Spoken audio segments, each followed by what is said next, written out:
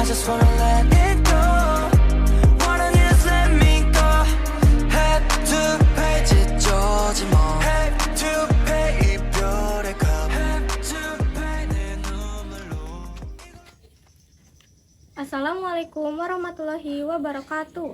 Perkenalkan, kami dari kelompok Unjuk Performa IPA kelas 9A beranggotakan Saya Aldi Ramadhani Wiguna, absen 2. saya Anggiana Rahma Putri, absen 4. Saya Nadia Dwi Septi, absen 17. Dan saya Renzi Marvalino, absen 18. Akan membuat proyek IPA dengan pilihan ketiga, yaitu bidang dengan materi bioteknologi konvensional di bidang pangan, yaitu wawancara. Saksikan terus perjalanan kami ya. Assalamualaikum warahmatullahi wabarakatuh. Waalaikumsalam. Perkenalkan, kami siswa dari SMP Negeri 22 Dayuluhur ingin mewawancara Bapak tentang pembuatan tempe. Sebelumnya boleh Bapak perkenalkan dulu nama Bapak siapa? Nama saya Pak Ucok Darso, alamat RT 1 RW 7, Dusun Negasari, Sekolah Timur. Baik. Kita mulai pertanyaan pertama ya Pak. Ya, Pertanyaan pertama, apa saja yang perlu disiapkan untuk membuat tempe Pak? yang pertama itu lombong, tampir, ayakan, uleng, serok, baskom. Baik. Setelah itu baru kedelai. Kedelainya terus direndam pertama semalam ya, direndam, terus besoknya direbus, rendam kembali. Setelah direndam lalu dicuci biar bersih sampai seset gitu ya, bersih, nggak ada yang kotoran, sampai bersih. Sudah itu baru kita kukus kembali, kukus selamanya kurang lebih setengah jam atau lebih lah gitu. Setelah itu baru kita angkat, lalu digelar ke tampir, lalu dikipas sampai dingin. Setelah dingin kasih ragi udah tinggal taburin kantong plastik, lalu dimasukin misalnya dari takar, masukin ke ukuran plastik 11x20 sama 8x17. Setelah itu dibolongin plastiknya, udah masuk, lalu sudah selesai, kita baru dilem lalu tumpuk semalam, besoknya digelar lagi, besoknya lagi udah matang. Itu hanya itu. Udah.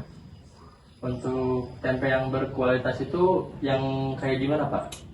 Ya itu semacam itu, pembuatannya semacam itu, nggak ada perubahan. Oh, Nggak ada, ya. nggak ada, semacam itu.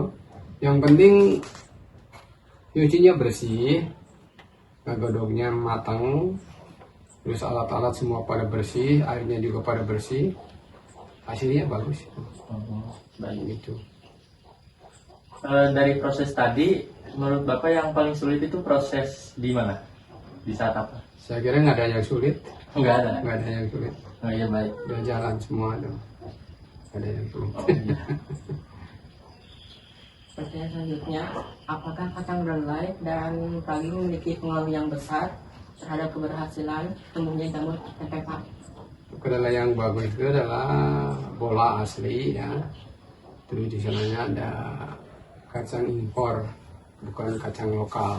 Kalau kacang lokal hasilnya kurang baik. Jadi kita harus beli kacang impor dari luar, itu bagus hasilnya. Gitu. Berapa lama proses fermentasi hingga tempe siap untuk diperjualbelikan? 4 hari, ya, dari mulai proses rendaman sampai jadi itu 4 hari, 4 hari 4 malam. Apakah saat Bapak melakukan proses fermentasi ada tempe yang gagal Pak? Kalau ada, menurut Bapak apa penyebab kegagalan tersebut? Ada pasti ada aja, tidak sempurna semua, pasti ada aja yang gagal. Itu entah dari mana itu, saya juga kurang mengerti. Pokoknya ada yang gagal gitu. Oh iya baik. Itu 1, 2, 3 mah ada. Gitu.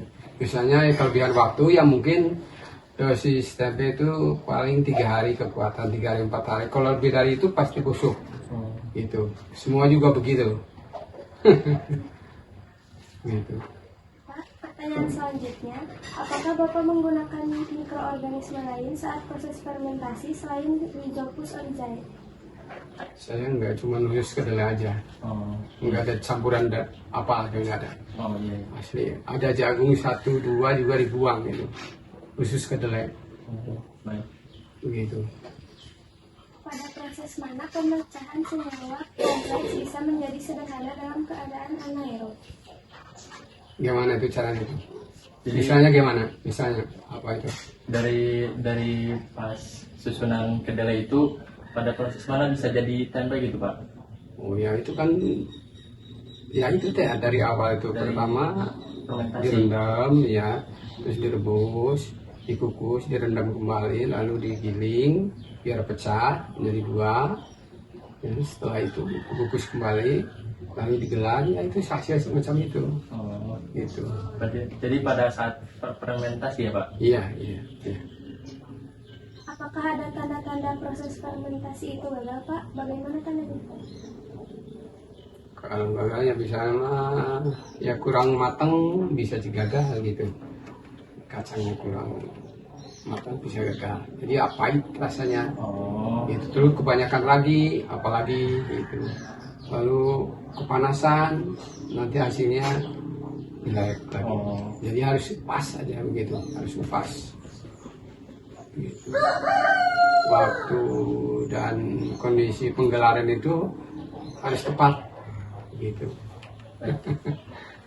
Pertanyaan selanjutnya, selama Bapak menjadi penjual tempe, tantangan terberat Bapak itu apa sih?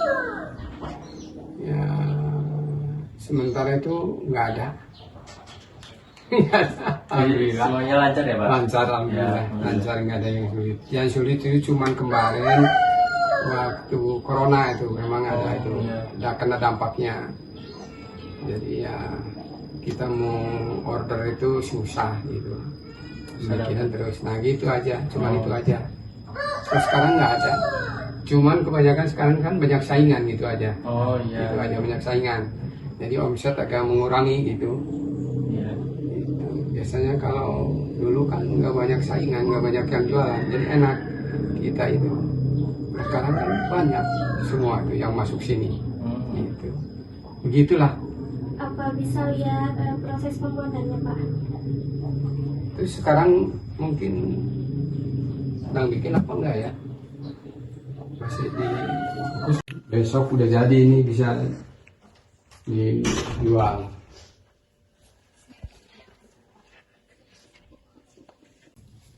Terima kasih atas waktu yang telah diluangkan Bapak untuk diwawancarai.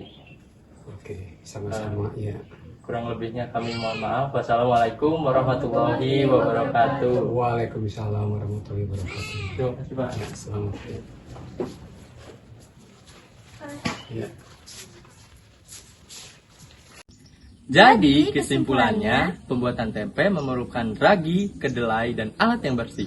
Serta proses terpentingnya ada pada saat fermentasi yang berlangsung kurang lebih selama 3-4 hari. Dan ternyata, Bapak pembuat tempe yang kami wawancarai tadi hanya menggunakan satu mikroorganisme saja, yang berupa Rhizopus oryzae.